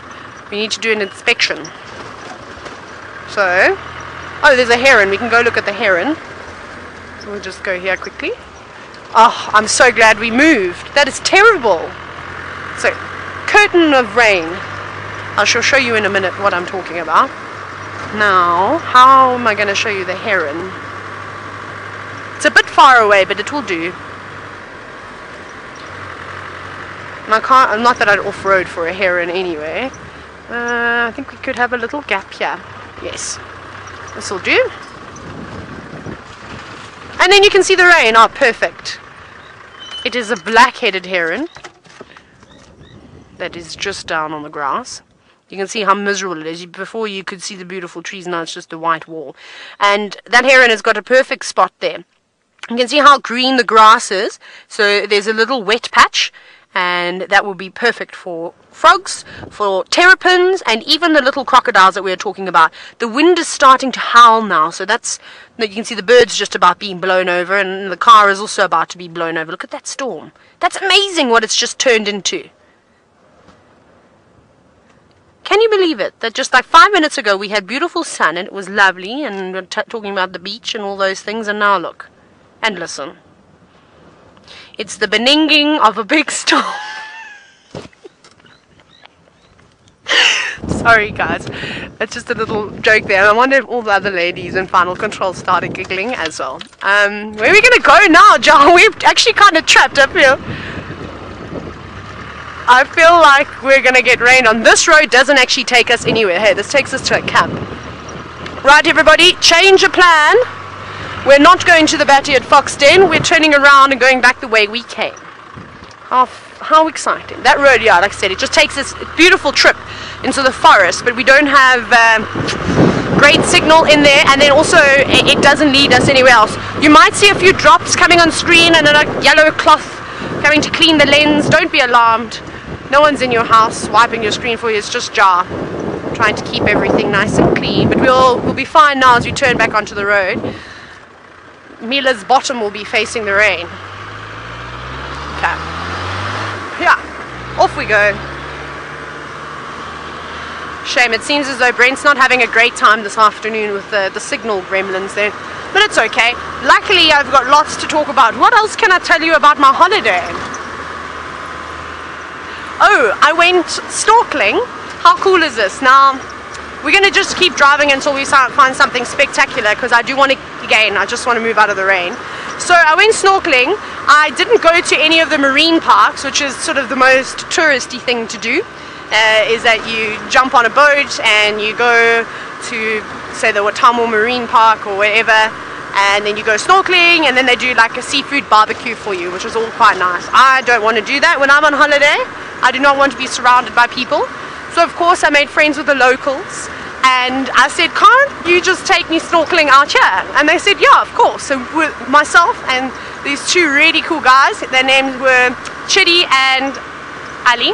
They were really nice, and they said, right, let's go. So we went out one afternoon and snorkeled around like these little rock formations, maybe about, I'm even just getting anxiety just thinking about this because I'm petrified of sharks. Oh my gosh, mongoose, warthog, crown cranes, all these magical things, Thompson's gazelle, it's all happening here. So anyway, so we went snorkeling, and it was just basically just the three of us. Now, like I said, I'm petrified of sharks, but luckily there's quite a few big reefs, so they don't often get sharks sort of moving in, a big dust cloud. And look at the crown cranes. What is going on? I wonder if they were just trying to catch the wind, or if they're getting little insects. See, they're hopping about at the moment. And more banded mongoose. That was a big group of them. I'll tell you about my story just now. We'll watch these guys. Sorry, everybody. Animals are stealing my thunder. How dare they? Look at that. So stopping. They've actually got great common sense, these mongoose. They're checking the road. Left, right, left, right. So all the children watching, this is what you're supposed to do. You're not supposed to just run and cross the road. You've got to stop and have a look. Make sure it's safe. You know, not just that there's any cars coming, but that there's no other animals on the other side of the road that would want to eat you. That was a really big group of them. Maybe there were two different families moving through here, but all banding together. Off they go. Have they spotted anything? No, not going to stop for a little nibble along the way. At first I thought they were baby warthogs because I saw that big one, and I went, no, Taylor, your bush eyes have not set in just yet. And then Jar kindly reminded me that they were called mongoose. There's the Thompson's gazelle also just sitting down now, trying to keep out of this horrible weather. All that dust is not the mongoose running at a great speed, it is just the wind kicking up a bit of the dirt. Okay, let's keep going. So let me tell you about my story now. So we're swimming around, and first thing is now I'm panicking because some parts was maybe about 20 meters. We're looking down like 20 meters just straight down to beautiful, amazing corals. It was so cool. All the fish that you could ever think that live in tropical waters I saw. I saw a turtle while I was snorkeling around. A pufferfish swam up from underneath the rocks in front of my face. It was like I was in a Disney movie. I think I may have been singing The Little Mermaid as I was going underneath.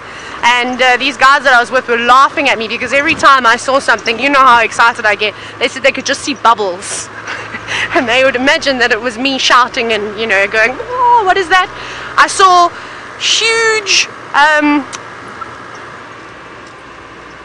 I've now forgotten what they're called.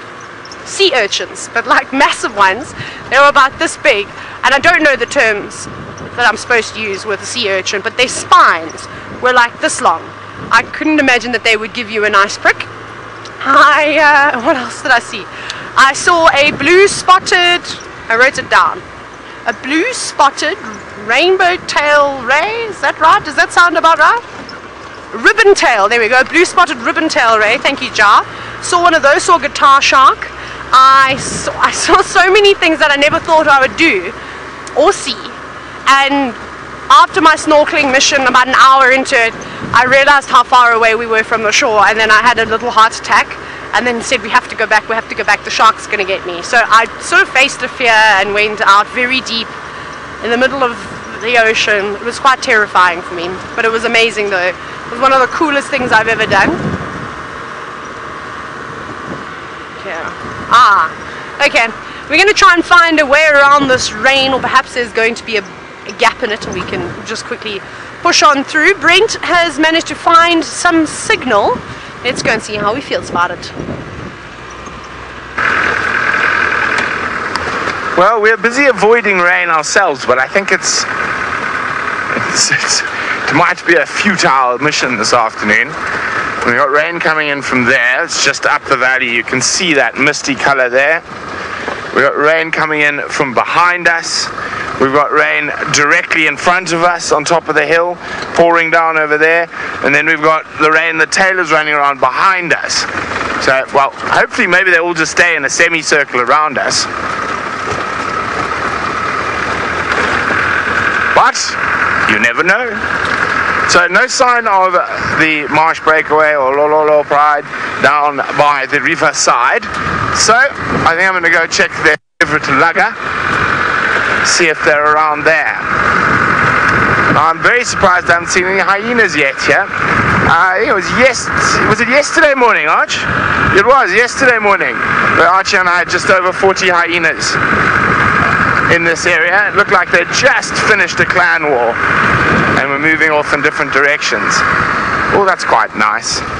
Silhouettes of impala and tommies up against the patch of sky. Mostly impala. There's an odd tommy in there,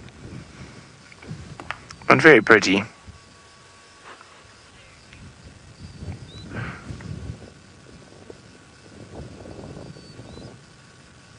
And the only bird I can hear is a rufous-naped lark. I went through the little forest section earlier to see if I could find the blue flycatcher. Unfortunately, not today. We'll have to try again another day. You can just see the windsock blowing in the distance there of the airstrip. Okie dokie.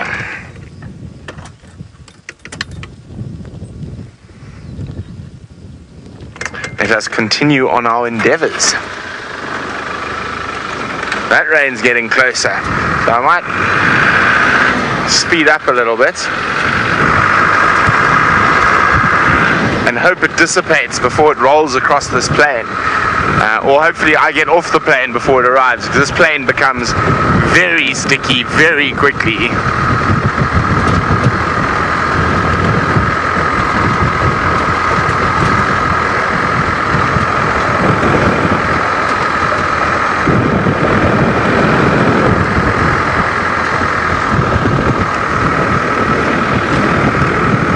Sure.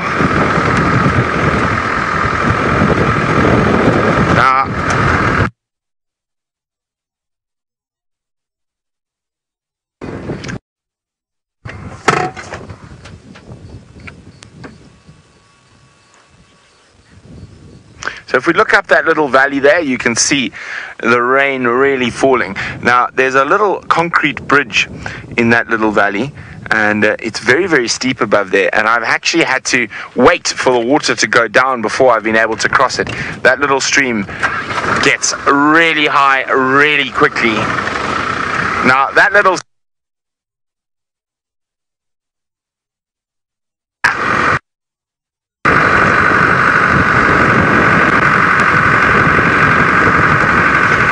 So guys, sorry about that. I do not understand why the gremlins are affecting us. We have a clear line of sight to our antenna, so there must be something else untoward. Maybe it's the rain, but I don't see any rain between us and camp.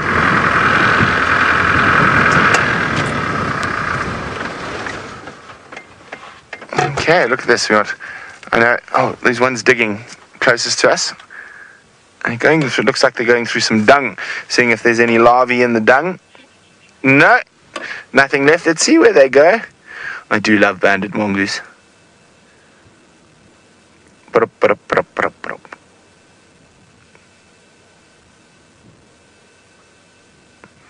Little movers. Such little busy creatures.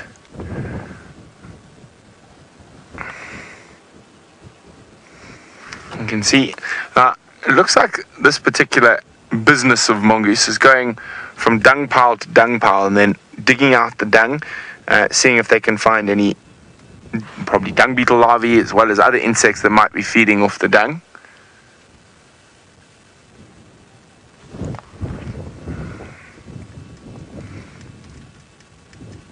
Now, they're not going to be out in the open for too much longer, so even though they are still feeding and scuttling about, you'll probably find the home for the night is not far away at all.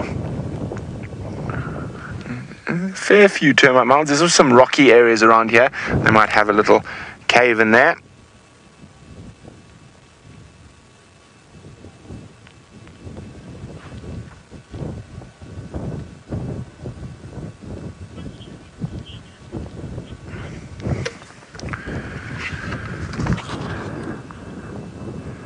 Seanak is wondering, what animals do the mongooses feed on?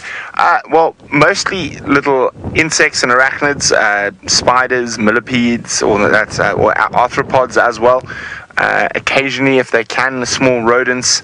And what else can I think of offhand? Oh, snakes, lizards, birds, ground nesting bird eggs. Whatever they can find. They're omnivorous as well, so they will also eat fruits. Let's just go quickly across the side. There's Topi having a gallop with this against the skyline, which is just quite pretty.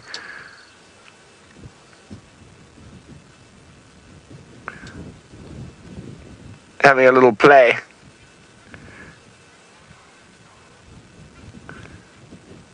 Oh, go Topi, go! Go Topi, go! Initially I thought there might be a bit of a males fighting with each other. I just think they're enjoying the cool afternoon and going for a jog. Just a run around, a stretch of the legs.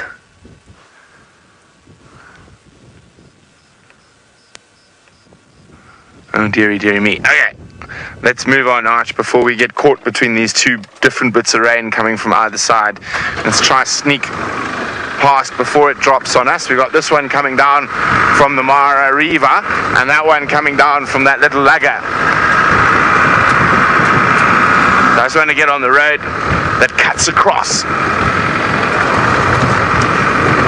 Okay, well, while we are going to send you many thousands of kilometers down to the south to say hello to Ralph.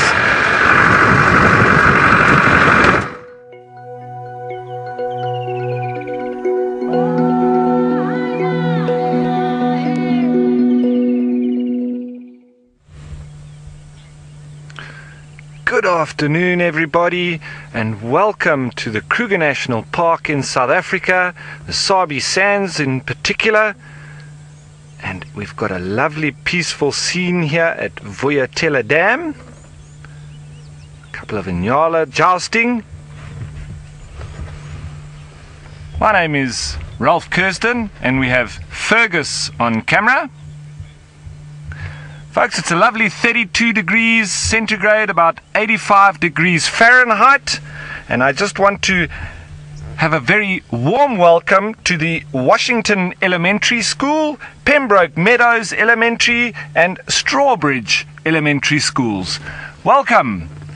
We're going to do our best to find some lovely sightings for you, and we're going to see some lovely animals this afternoon. We're going to chat about all sorts of things. Please join us on hashtag Safari Live on Twitter and on the YouTube live chat. Send through your questions and comments as we try to discover and see as much as possible on this afternoon's drive. So at present we're sitting at Vuyatela Dam and we've got a very peaceful scenario happening here. We've got some Nyala on the opposite bank. and we're just going to sit here a little bit longer, so we would like to have you back in a very short space of time, but we're going to continue watching these nyala as they graze along, because they have been doing a little bit of jousting.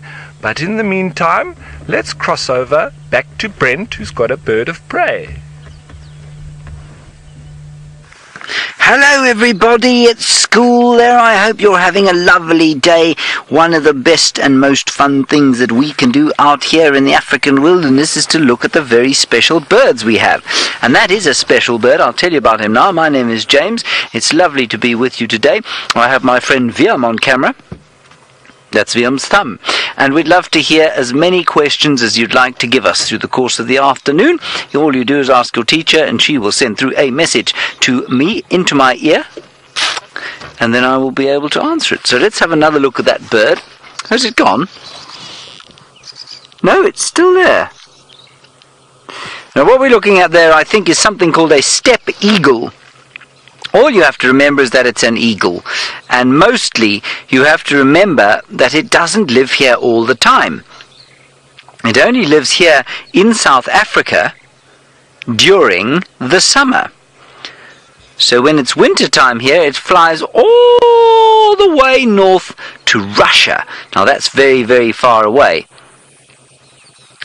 That's further away than where you are, all the way to Los Angeles. It's even farther than that. That's how far that special bird flies. Isn't that clever?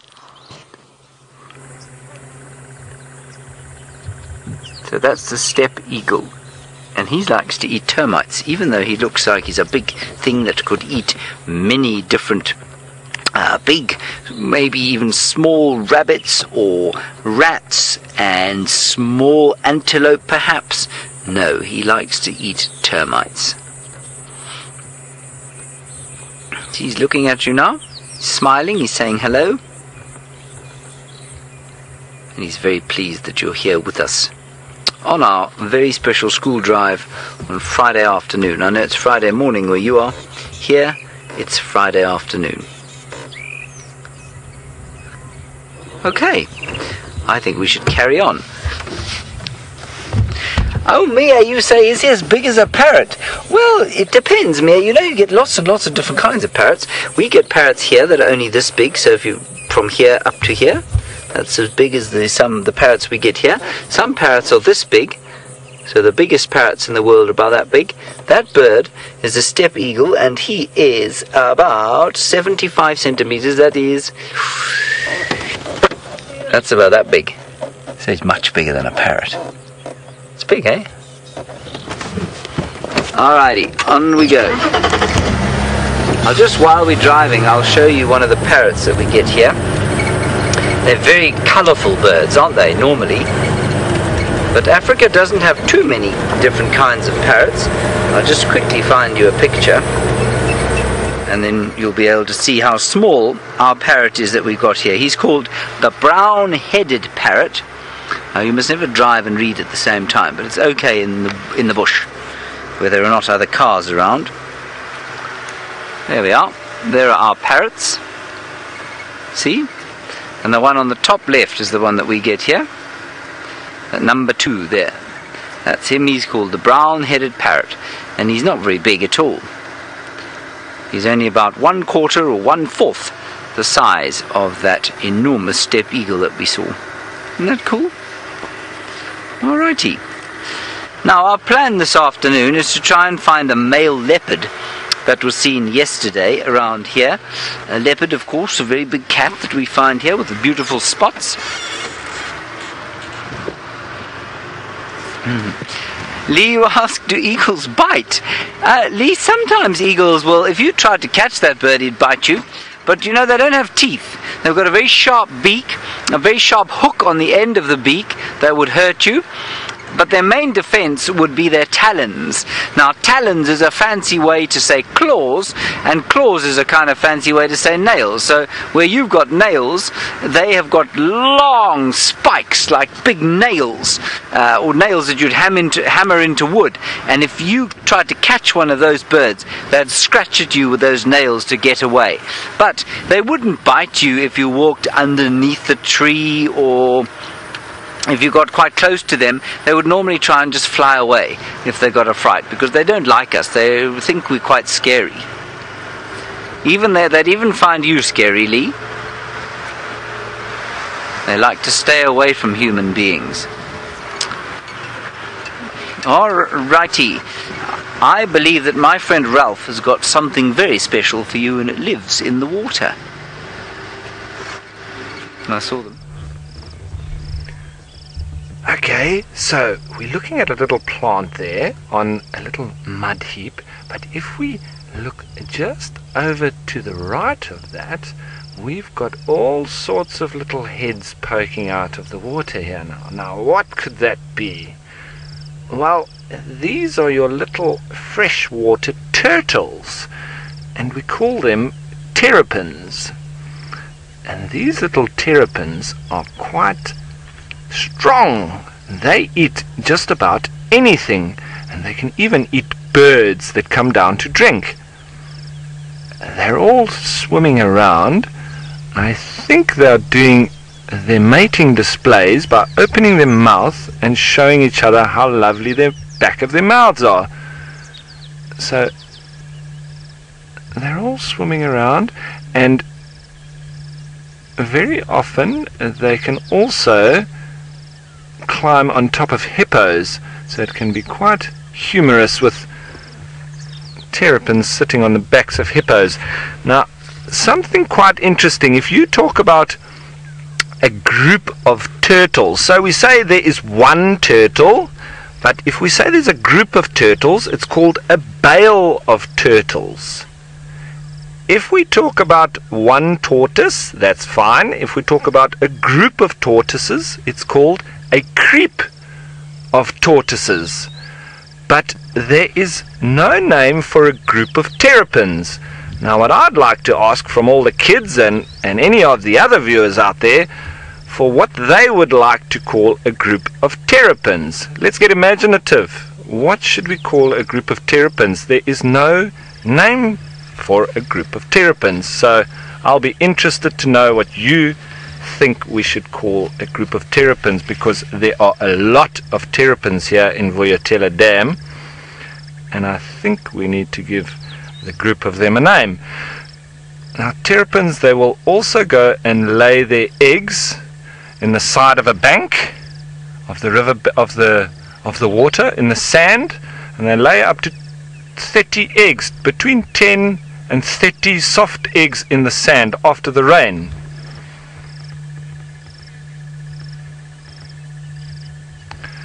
Heaven asking the question if terrapins bite. They absolutely do. They've got quite a strong beak, almost like that of a bird. It's quite sharp, and they'll use that when they catch unsuspecting creatures when they come down to drink on the side. So the little birdies that come down to drink on the side, of which there is one just to the right of those terrapin that we're looking at now, just walking along the edge of the pan.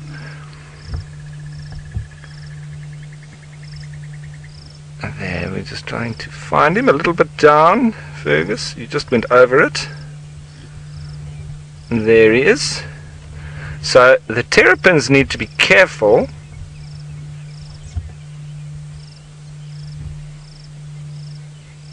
Miss Hendrick asking, what is a terrapin's most popular prey? Well, they'll eat mostly little insects and larvae that are swimming around in the water, sometimes tadpoles.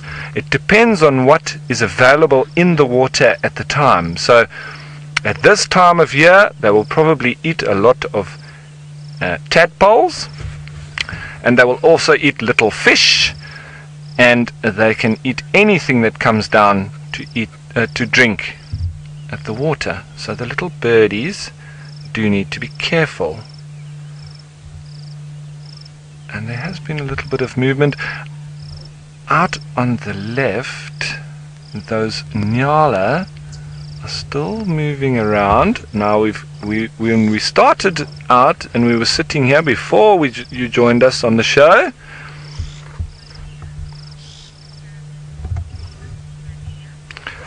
sorry, Malia, and we've just started to look at the nyala, but Malia asking the question, are terrapins green? Well, they've got quite a dark brown shell. Now, sorry, I did get us to go over to the nyala, but let's go back to the terrapin. They've got a very dark brown shell, and it almost looks black. It starts to get a little bit of algae on it sometimes, which can make them look a little bit green, but they're not particularly green in color naturally. They get that algae type color on their shells because they're sitting in stagnant water or still water that doesn't have any flow to it. So you can have that green algae plants growing on them, which then gives them the green color. Now, because this time of year is when everybody needs to start reproducing, these little terrapin are displaying to each other, opening their mouths and showing off. And that's what they keep doing when they come to the surface and stick their head out the water, because the water is rather murky.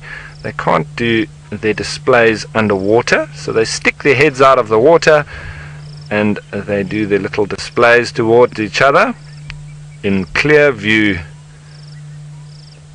Quite fascinating. Now, the clouds have come over a little bit this afternoon. It was very hot at midday, and it has cooled off quite nicely. We almost thought we might get a little bit of rain. So, once again, it might be nice for the predators who might start to come out a little bit earlier than usual.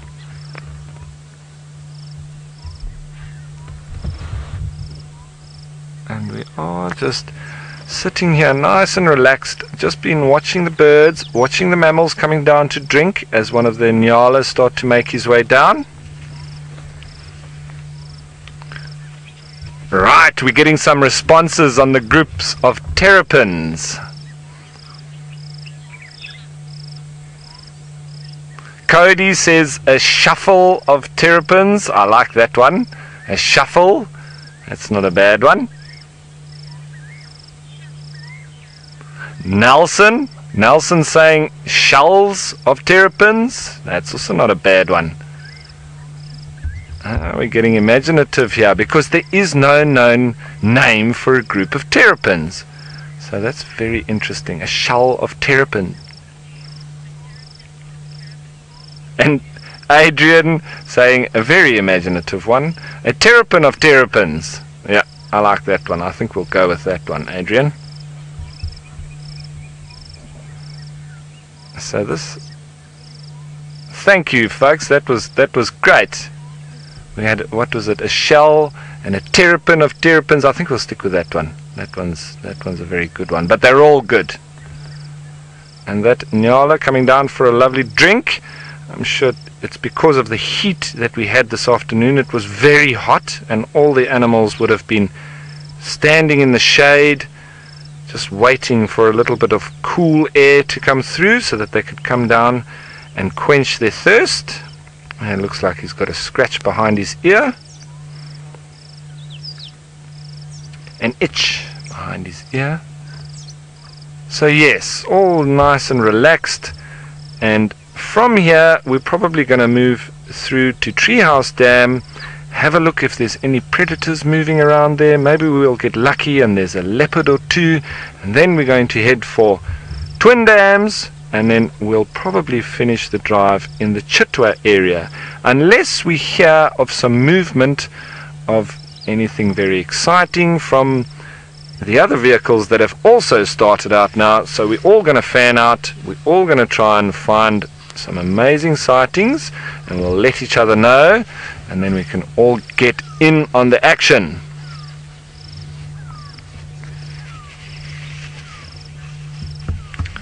Okay, and there's a little hornbill that we're watching just jump through the grass, and he's looking for all sorts of little insects. And I'm going to start driving in the next little while and move place. So let's cross over to James, who is also on the move.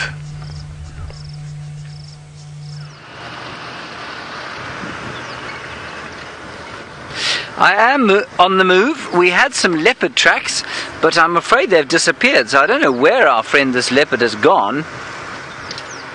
But we're still looking around, and it's a lovely afternoon.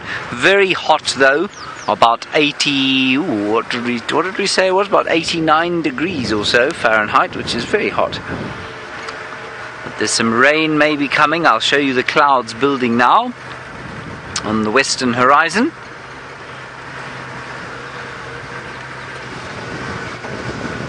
And as we drive along, what we're looking for is footprints. So when you see me looking out of the car like that, I'm looking for the footprints of animals that have been walking along.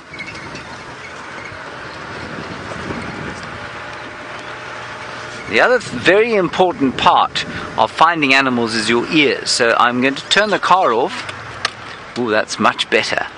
And now we can just roll down the hill. Oh, there he is. Does that look like a male leopard, Viam? It does. You can just see the tracks. Maybe he's gone next door. Might be next door. What I'll try and do is find a nice track for you. Viam, can you see them anymore? We need to try and find a footprint that we can show you, because it's very obvious when you see a big male leopard track, but they're not here. So maybe he's walked off into the bushes. Maybe he's gone this way. It's quite a frustrating process. Anyway, we're going to carry on looking for him. If you look up ahead there, you can see the mountains of the Drakensberg. Now that's our most famous mountain range in South Africa.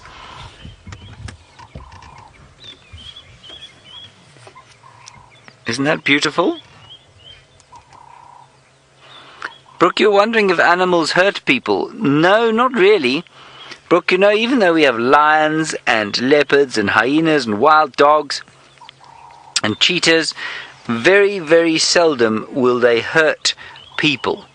It's only when people try to hurt them that the animals will maybe try and defend themselves, and then they might hurt a person. But otherwise they don't hurt people, Brooke, at all. That's why we're able to drive around here and stay safe. Right, let's carry on down this hill here. See if we don't get lucky with the sighting of a spotted yellow cat. Huge cat. It would be so exciting to be able to show you a leopard. But they're very good at hiding, you know. I'm sure some of you are very good at hiding too. Here he is. Bela, you want to know what the leopards look like? Well, the first thing I'm going to do is show you their footprints. Then I'm going to show you a picture of the leopard. Here are his tracks over here. You see them, Vim? Yeah. Oh, we're on this one. Try those over there. These ones? Yeah. Okay, so here's where this male leopard has walked. And you can see his footprint there. And I'll just put my hand next to it to show you how big it is. He's going that way. And what you can see is the 4 pads in the front. 1, 2, 3, 4. And then you can see this back pad here. See that? It looks just like your cat's foot would at home, or your dog's foot, very similar to a dog's foot. It's just quite a bit bigger. So that's the male leopard. And what he looks like is, well, I'll show you a picture of him. Where's my book?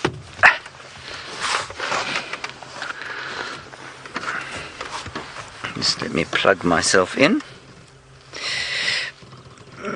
There we go.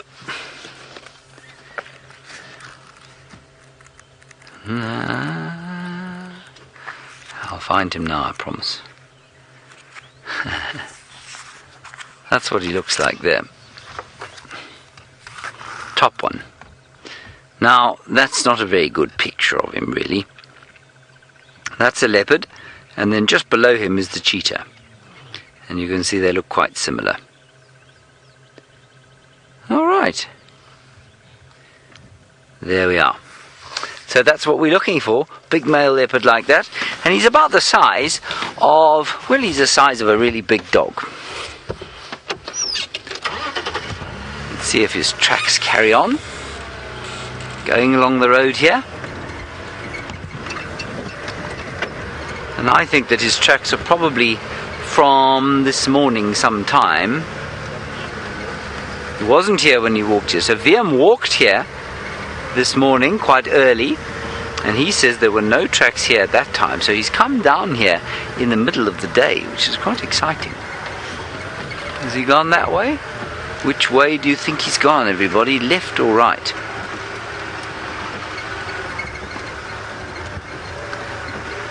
Evangeline, you want to know what rangers do. Well, Evangeline, it's not actually a very easy question to answer. I am currently not a ranger, I am a guide, so I'm showing you what's going on here. Rangers do things like put up fences and make roads and decide when, and put out fires and that sort of thing. So they work in looking after the wilderness, whereas guides show people the wilderness, and that's what I'm doing now with you. I don't see this leopard's tracks here anymore, so I think maybe he went the other way. Just keep an eye out here. It would be so exciting to find him. I wonder if we'll be very lucky. We'll just drive a little bit up the road and see if we don't spot him or his tracks. There we go. And way up ahead we've got some impala. We'll see if we can't go and see them quickly. I'm just going to look at the side of the road to make sure that I don't miss any leopard tracks or leopards. VM, you will tell me if you see a leopard, won't you? Thank you very much. So I hope you all understand that a track is a footprint. It's exactly the same as when you walk along the beach and you leave your little bare feet on the beach, makes a mark. Well, that's what we're looking for here when we look for a leopard. Footprints. I can't see anything here now. Alejandra, you're wondering if I think the leopard is big or small. Well, this leopard's quite big.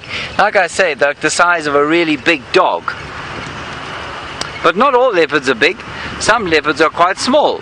And some leopards that live in the desert, for example, do you know what the desert is? The desert is a place where there's very little rain, where it's very dry, lots of sand, very little to eat. Well, in the desert, the leopards are very small. Like the size of, say, a Labrador, small dog.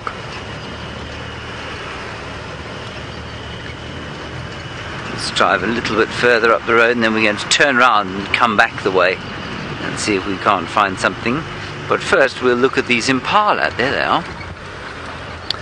Now that impala must be careful, because there might well be a leopard quite close by. I don't know why that impala is hiding from us. That's not very nice of him. There are a few of them in there. You get a shot there, Vim? Not really. I'm just going to go back a bit. This road is very badly looked after. In fact, I'd say it wasn't looked after at all.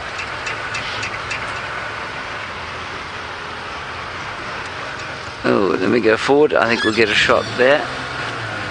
How's that?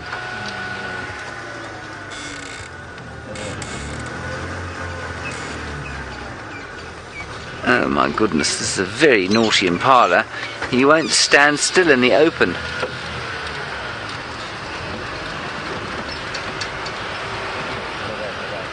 You got him? Mila, you say, do we get to touch the animals? No, Mila, we don't. This is a wilderness area, which means we don't touch the animals at all.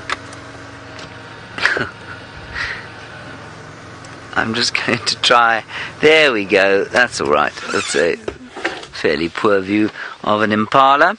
But Milo, we don't touch the animals. We don't want to interfere here. We want just for nature to live without us touching it or harming it. And most of the time when human beings get involved with this sort of thing, well, it just doesn't work so well.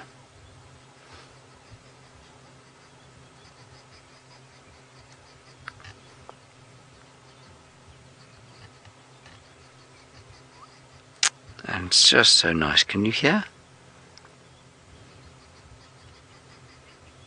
There's some birds calling. They're called arrow-marked babblers, and they're going.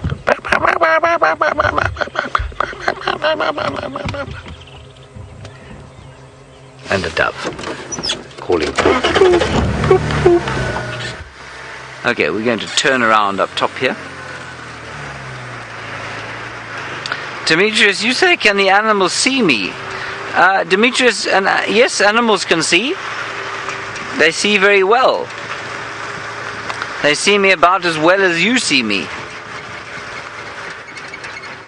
So all of the animals out here, except very few, have excellent eyes. A rhino, for example, which your teacher can show you a picture of, has got very bad eyes. They don't see well at all. Oh, this is the worst road that I have ever been on. I am going to turn off it now. Oh, let's go the other way. Might also be very lucky and see some elephants. So we saw some here yesterday. Whoops. Let's go up this way. Ah, that's much more comfortable. Not a lot going on here. So sometimes when there's a predator around, well, like the leopard, you'll find that there aren't many other animals around because they're afraid to be around an animal that could try and eat them. So we're going to do one last look around here, and then we're going to see if we can find something else.